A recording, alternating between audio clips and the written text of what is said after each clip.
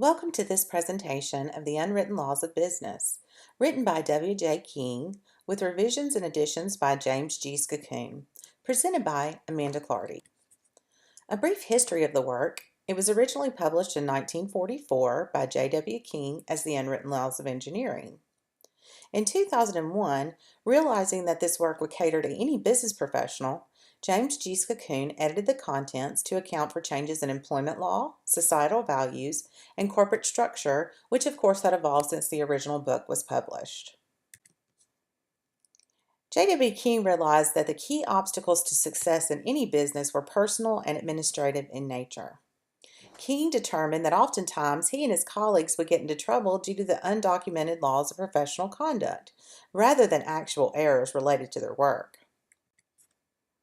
The first edition of the book is actually a compilation of over 17 years of observation by King of several newly established departments and the associates within those departments. The end result is a professional code of sorts to aid an individual newly starting a career or to remind a long-term employee of the importance of following a professional code. The book is divided into three major parts. The first part, what the beginner needs to learn at once. Part 2, relating chiefly to managers, and Part 3, professional and personal considerations. So what does the beginner need to learn at once?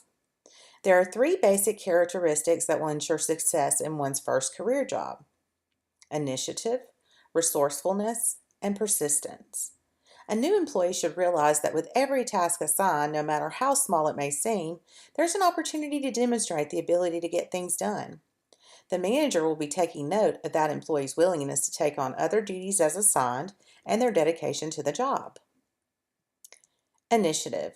Anticipate the needs of the department and contribute to meeting those needs. Complete tasks proactively before approach to do them. Resourcefulness. Do your research. Never underestimate the power of presenting new and creative solutions to day-to-day workflow or operations. Make sure you know what you're talking about before you present. Inaccurate data is reflective of poor research.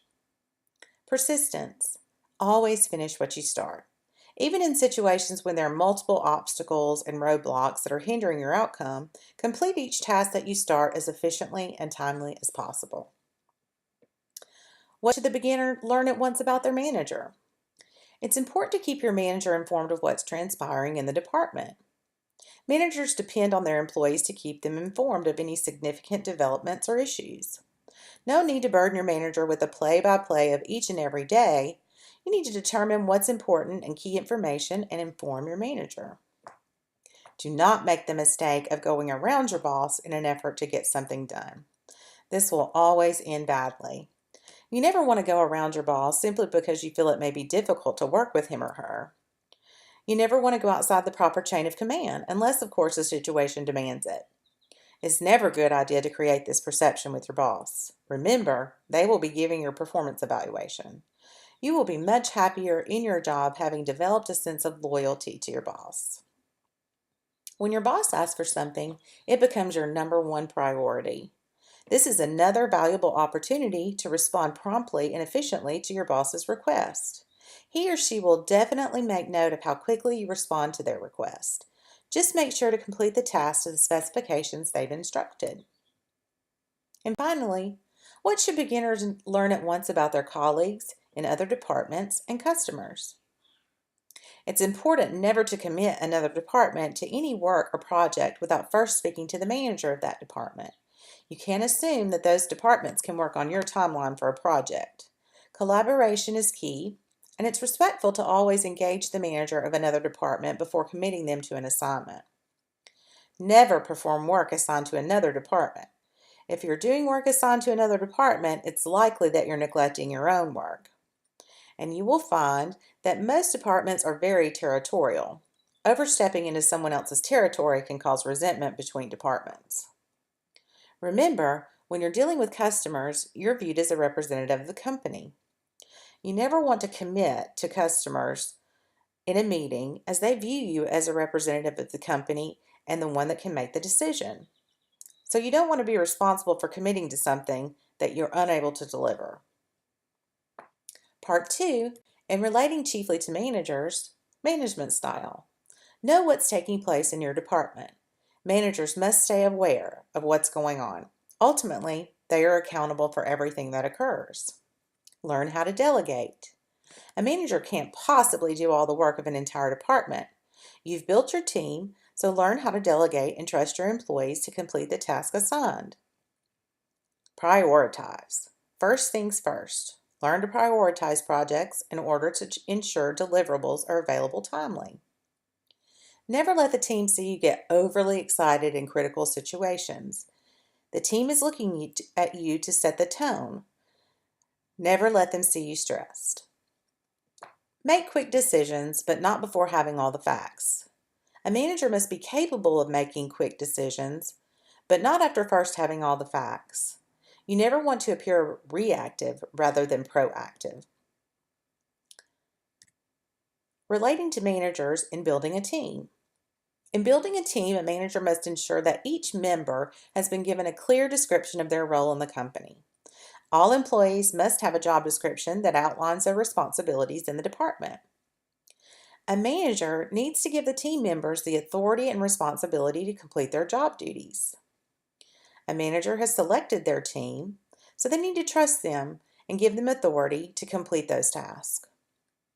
Managers must strategically position supervisors to be experts in their environments. It is important that anyone supervising employees in a department be competent in that department's responsibilities. What do managers owe their employees?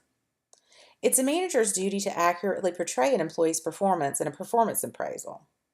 Appraisals serve as both an opportunity to coach the employee on improvement areas as well as praise the employee for their strengths. Employees expect and appreciate feedback that a manager gives and appreciate their manager taking time to provide this critical feedback. Managers must ensure employees know what's expected of them. If an employee does not have clear expectations from their manager, it will be reflected in their performance. How can an employee know what their manager expects if they aren't told? Managers should cultivate the employee's professional interest. If an employee expresses professional growth and development interest, a manager should most definitely cultivate those interests. It will add to the success of the department in the long run. If an employee gets a better opportunity in a different department or another company, a manager should not stand in their way. Employees are going to find better opportunities at times.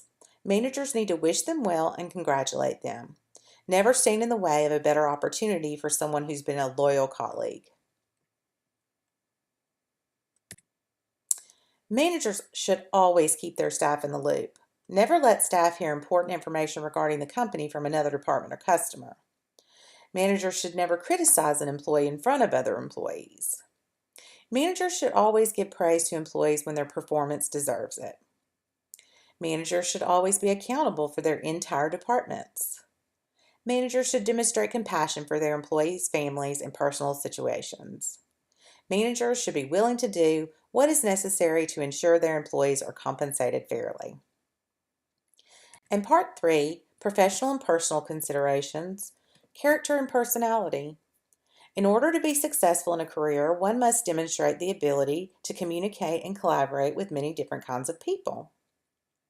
Be assertive and not submissive. One can be assertive and still be kind. Never be submissive just to be amenable. When feeling strongly about something, assert yourself professionally. Integrity is of utmost importance. Your personal integrity should always be a top priority. Always shield yourself from any situation that could damage your personal integrity or the perception of your character. Let ethics be your guide. Always make ethical decisions, even if you're going against the majority. You will be respected in the long run. Behavior in the workplace. Professional appearance is important. First impressions mean something.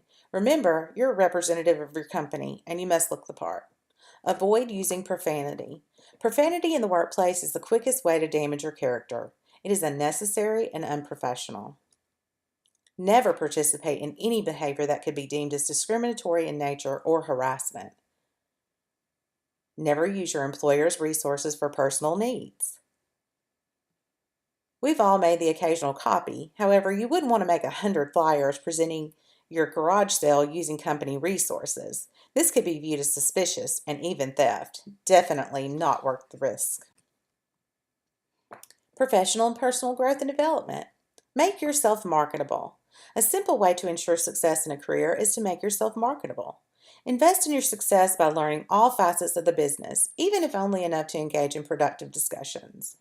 Never stop learning. In this day and time, continuing education is a must to ensure continued success in business. Learning can only guarantee your continued value to the company. Request enrichment opportunities with your manager. If you become bored in your job, request enrichment opportunities or take on new duties to enhance your career. And in conclusion, success is simple. Character and integrity still mean something. Professionalism is key. Many times we make success too complicated. While job performance is a critical factor of success, communication and character are equally as critical. This book serves as an excellent reminder that success in a career doesn't come simply by how you perform your job functions, but also how you present yourself and how others perceive you. In a world filled with tales of corrupt business transactions and every man trying to get ahead no matter what the damage, character and integrity still mean something.